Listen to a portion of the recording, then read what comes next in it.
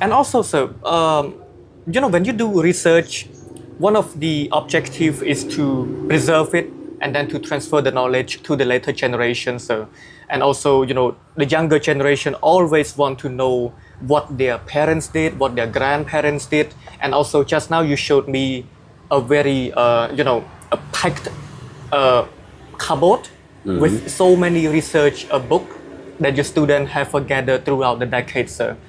A simple question, but maybe the answer can be very interesting, more interesting than I thought. How does the knowledge contribute back to Germany, sir? Like, why Germany wants to learn about all of this, sir, in general?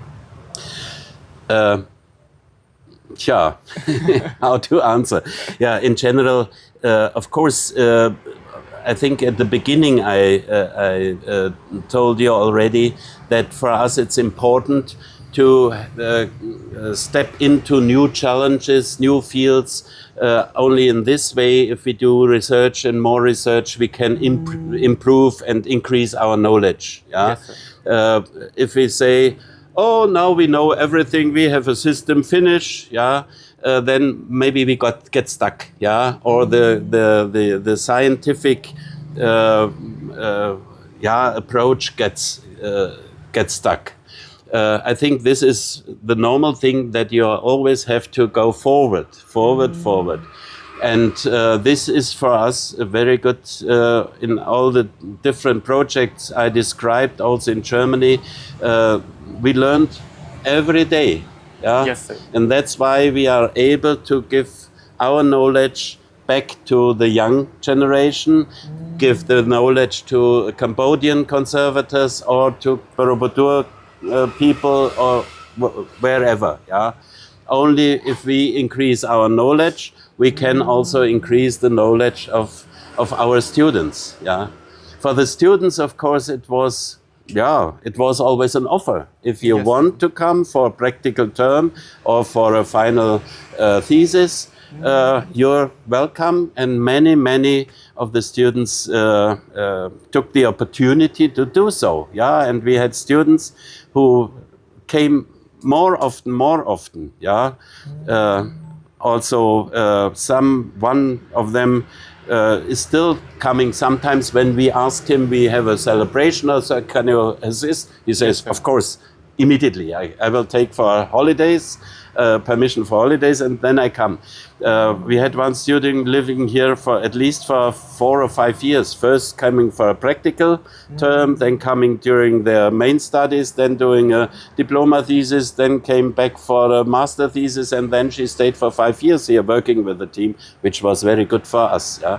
So for them is, of course, it's young people travel anyway. But if they, beside only traveling, learning about different countries, foreign countries, if they can stay there for time, I think the experience is much more intensive. Yeah, when they can exchange much better with the local people instead of being only a tourist who is going to the pub street and morning to the temples, in the evening to the pub street, and doesn't have much exchange with maybe only the people from the hotel, the local people. Yeah, so this is a big, I think, present for our students that they could be here. And at the beginning, it was only students from my university, from my studies faculty.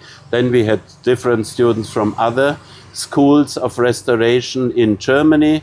And then we had students from New Zealand, Australia, US, from France, from Poland, etc. So they read in internet. This is also the possibility now. There is a project.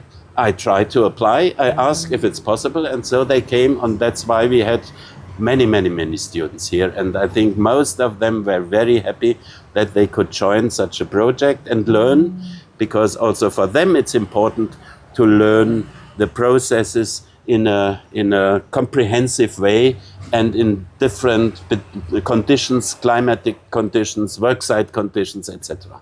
Yes, but correct me if I'm wrong, but for example, the data that you gather are all in books. They are in numbers, they are in theory, or they are in ideas. But when it goes to Germany, because Germany is a very industrialized country, so maybe, for example, the machine manufacturer might want the data so that they can invent new machine, innovate new machine, calibrate their machine, something like that. Or maybe, you know, archaeologists from other countries might want to look at the data to compare their stone to our stone. So is this how the data can be used in practical applications? Yeah, of course, in general, in our science, of course, you exchange between the different scientists in different regions and different countries. Yeah. Yes, sir. For the technical devices, you know, the field restoration, conservation, this is not a field where you can earn much money. So we had a few companies in Germany who were producing specific machines for testing, etc. Yeah, Yes, sir. but there's not a big business. Yeah, it's like also our producer for the till silicate. It's only one in Germany. Of course, many other companies sell it. Yeah, what they produce, but this is not a real field where. In Germany, industrial country, you produce machines for I don't know what. Yeah, a lot of technical devices to produce other machines or cars or etc. Of course, this is the business. There's the money in. Yeah. Yes, sir. Yeah. So, but nevertheless, for the community dealing with monuments, heritage people, this is very helpful to exchange data and see and. Maybe a very, very short story. When I saw the damages on the Angkor Park, on the bas-reliefs, Yes, sir. I had a picture in my brain. I was working in the region of Germany. We had the same damages. Identically the same damages. And I thought, what is the difference? There we have frost. Here we have no frost, a lot of rain. Why can it be that we have... Is it the same stone material and the similar process of deterioration? So we did a lot of testing, and we recognized the stone from there in Germany. Even we as a geologist normally cannot say, if you have two pieces, this is from here or this is from there. Even when it's so far away from each other. Obviously here, in the time when the Angkor sandstone was formed, there were very similar conditions for the formation of sandstone like in this region in Germany. We have many other different sandstones and limestones as well. Yeah, but this one very specific sandstone in Germany happens to be... If I put a stone from here in a quarry there, the geologists then will not recognize that this stone does not belong there. Because it's so similar in not only in the composition, but in the whole behavior I described earlier today. Yes, sir. Yeah. So, and of course from this we learned a lot, and we could start on a quite high level when we recognized, very similar, we have different climatic conditions, etc. But what is the reason for this type of deterioration? Yes, sir. This is more toward a bit of a metaphor, or maybe the concept of, you know, for example, you as a person who have been working so many decades in Angkor, sir. There are many sayings about Angkor. Some people say, for example, technically and also metaphorically, they say it is a heaven on earth. Some say it is a hydraulic city. I happened to stumble across a book in 2002. The UNESCO book, they mentioned Angkor as a living museum, something like that, sir. And you also feature in that book from 2002, sir. So, do you have any word to describe Angkor from your perspective, sir? Maybe the city of Apsara, or maybe the city of masonry, or the city of stone. Do you have any sentence, you know, compatible to other people's ideas, sir? Actually, I never thought about this. No, it's an incredible accumulation of wonderful built structures with extremely beautiful decorations in different materials. It's for sure a unique site on the heritage site in the world, for sure. Yeah. But of course, it's an hydraulic city. This is a fact, yeah, because they were able to collect water, to channel water, and to bring it to the rice fields, etc. It's a holy city for sure, yeah. And for us, it's always very important, and this is something where we don't agree with the mass tourism, yeah.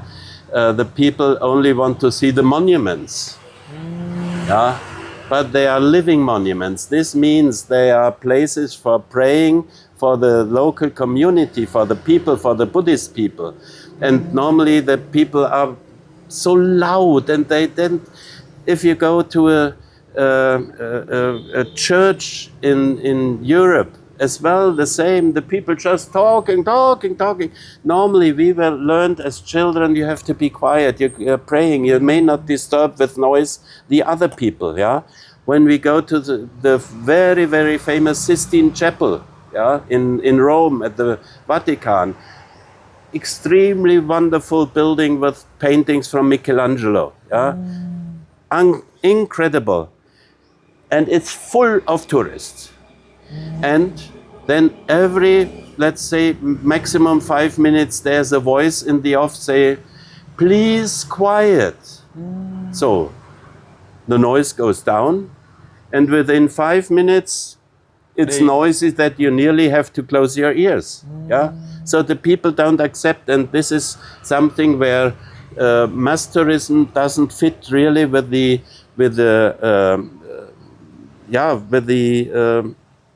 maybe the core value of the value of the buildings. Yeah, they are monuments, of course. Yeah, and this is, people come to see this, but very often I can only see they don't respect the inner value. It's a religious building, and you have to behave properly in dress, in shouting. Of course, we have the code of conduct somehow, but I don't know if many people look properly at it. Yeah. So for me, that it's a living heritage. It's a living community in here who is using the temples, the Cambodians, the Buddhist people. This is for me the very, very precious value.